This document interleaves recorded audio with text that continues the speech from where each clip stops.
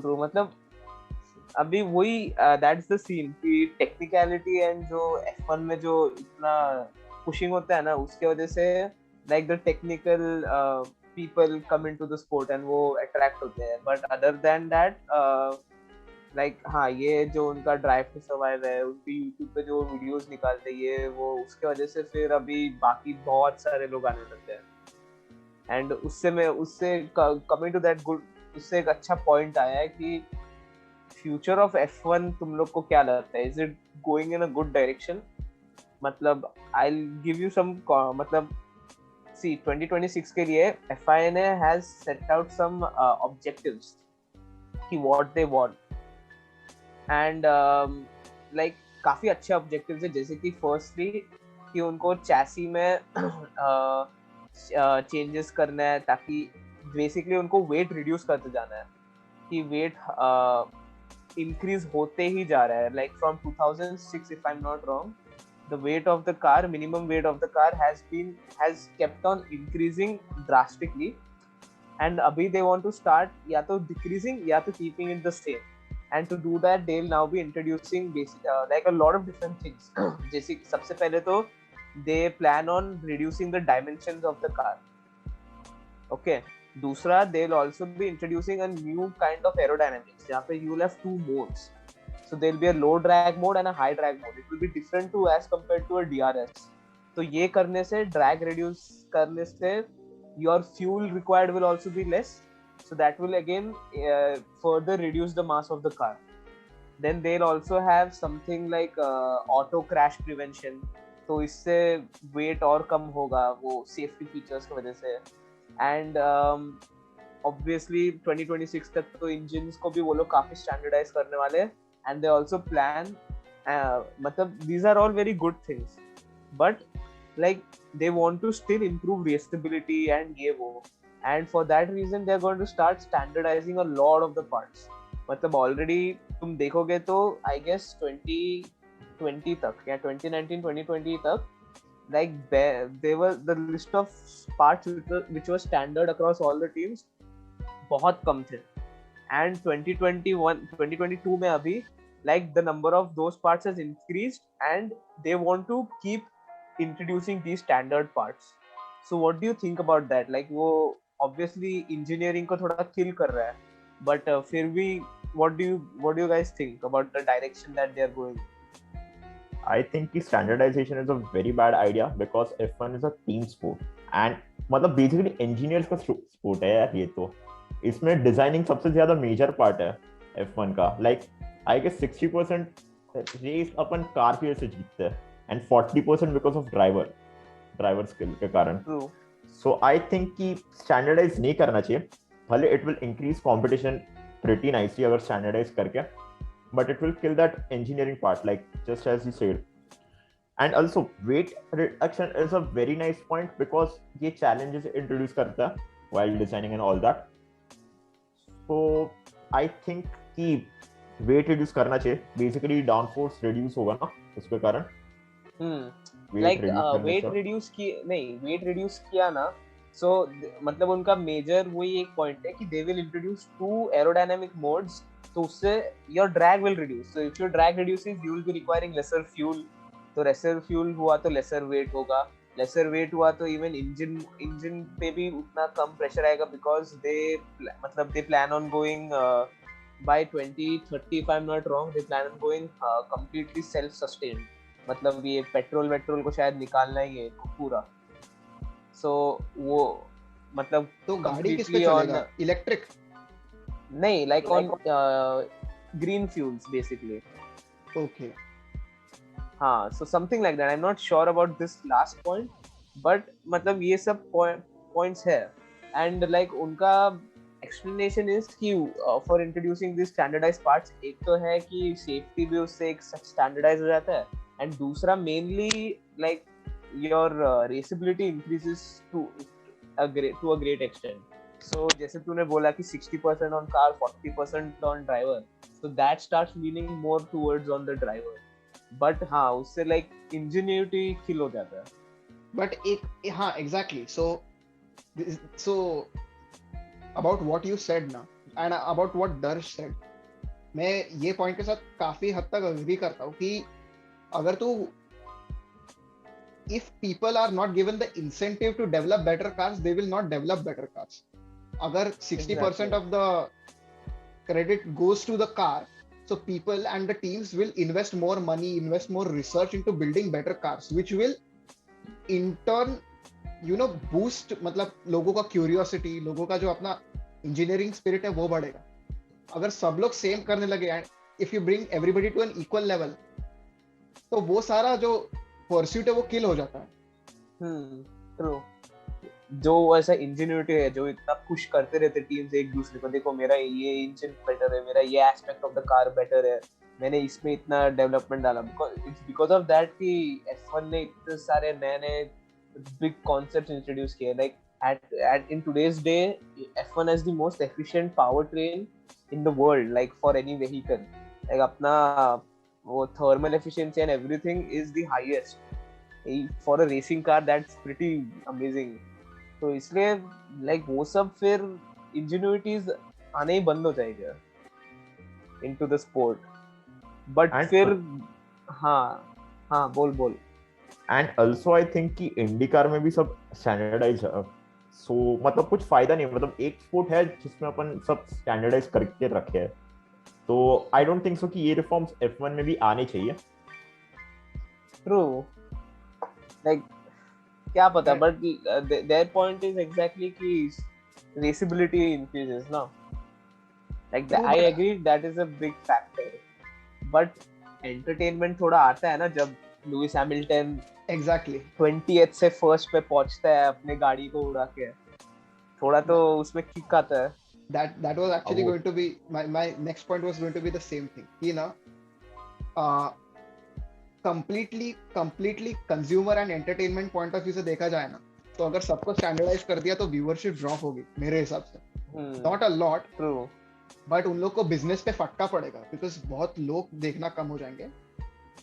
तो मतलब दर्श ने एक आज सुबह वीडियो भेजा था सेइंग कि फरारी ने उनका जो कार है उसके एरो पैकेज को एक पर्टिकुलर वे में इंजीनियर किया है such that it performs better on corners. But red bull is very much aware about this fact and that is why उन लोगों ने उनका स्ट्रेटेजी ऐसे डेवलप किया है कि वो उनको स्ट्रेट्स पे हराने को ही ज्यादा कोशिश करेंगे. तो अभी ये डिस्कशन अपन तीन कर रहे हैं, इन लोग ने ऐसे स्ट्रैटेजी सोचा है, तो ये सारे जो चीजें हैं ना, ये सारी चीजें मिट जाएंगी. लाइक लोगों को कुछ इंसेंटिव ही नहीं रहेगा अपना दिमाग लगाने का. सब स्टैंडर्डाइज, मतलब या वही स्ट्रैटेजी इज एक्साइटिंग, राइट? मतलब और ये चीज अपने को भी मालूम पड़ना is a great thing. Exactly यार, पता नहीं like I don't understand why they've gone into that direction. Like engineering इतना kill हो रहा है, and like other than that they've also like cost cap भी इसलिए is somewhat of a bad thing. Like yeah, obviously from an economic point of view, financial point of view, it's a big thing, and finances control करना is very hugely important. But even the cost cap is as you मतलब clearly you can see it's impacting all the top teams also. Like Mercedes पूरा नीचे आया है ये cost cap and जो भी limitations के वजह से जो उन पे लगा है. Like if I'm not wrong, Mercedes had 10% less wind tunnel time as compared to Ferrari, and that is the main reason why they are lagging behind, क्योंकि उनका aerodynamic development उतना वो कर ही नहीं पाए. That 10% mattered that much. समझ रहे हो? मतलब इतना intensive होता है, इतना on edge to edge रहता है. Like 1 hour can make a big difference. वैसा scene है in this sport. So मतलब cost cap ज़्यादा रेसिबिलिटी लेके आता है. Like basically difference कम होते जा रहा है इधर basically इन दोनों के बीच में. So Williams has a better chance to develop as good car as Mercedes अगर cost cap वो लोग same रखते हैं तो, because resources same रहेंगे. हाँ, but वही है ना फिर, like the cost ऐसा है कि जो top teams है who were basically engineering on another level, मतलब वो लोग के हर component was engineered to इतना such a great extent कि कोई उनको touch ही नहीं कर पा रहा था. like the quality of the entire field is now coming down rather than converging to a single point. क्योंकि जो छोटे टीम्स है, विलियम्स है, हास है, like वो लोग तो वही लेवल पर रह गए, एंड वो बाकी टीम्स को to make them comparable to the rest of the teams, basically for the top teams, you are basically limiting the top teams rather than promoting the bottom teams. समझ रहे हो? So इसलिए like raceability is increasing, but innovation is also going to be hampered as a result of that. I agree, but देख छोटे team को देख कोई sponsorship देता नहीं है, एंड छोटे टीम का सर्वाइव करना ही बहुत डिफिकल्ट है F1 में आफ्टर ऑल. लाइक पहले भी बहुत सारे छोटे टीम्स थे, लाइक मॉरिस या कुछ ऐसे कुछ नाम था, मेरे को याद नहीं है, like private teams, but they can not survive without this some big company का support. Like of course like एक था ना ब्राउन जीपी करके था ना, जो 2009 में जीता था, एंड वो कन्वर्ट होके मर्सिडीज हुआ था. आई डोंट थिंक ये लोग सर्वाइव कर सकते हैं छोटे टीम्स, तो उनको कोई सपोर्ट देने वाला नहीं, तो कैसे मतलब खुश ही कैसे होंगे? मतलब F1 थोड़ी ना खुद से सपोर्ट करेगा यार छोटी टीम्स को. मतलब नहीं, उनको तो सपोर्ट मिल ही रहा है. इट्स जस्ट दैट ये टॉप टीम्स पे अभी लिमिट डाल दिया है कि तुमको कितना सपोर्ट मिल सकता है, because you have to now be at least comparable to the bottom teams. तुम ज्यादा उड़ नहीं सकते हो वैसा. ये थोड़ा आई गेस मतलब आई अंडरस्टैंड कि वो लोग इक्वलाइजेशन करने का कोशिश कर रहे हैं, and they are giving opportunity to the जो नीचे के टीम्स है उनको भी, but it's also unfair to the top teams ना, कि अगर तुम्हारे पास है रिसोर्सेस तो इस्तेमाल करना is more than fair. Is like literally वो लोग ना ये कर रहे हैं लाइक थोड़ा ना ऐसा दो चीजों के बीच में डिस्टेंस रहना, ये मतलब लाइफ का इम्यूलेशन है. मतलब चलता है कि इतना ये रहेंगे, तो अगर वो लोग इक्वलाइजेशन करने का ज्यादा कोशिश करेंगे ना तो किंडरगार्टन बन जाएगा.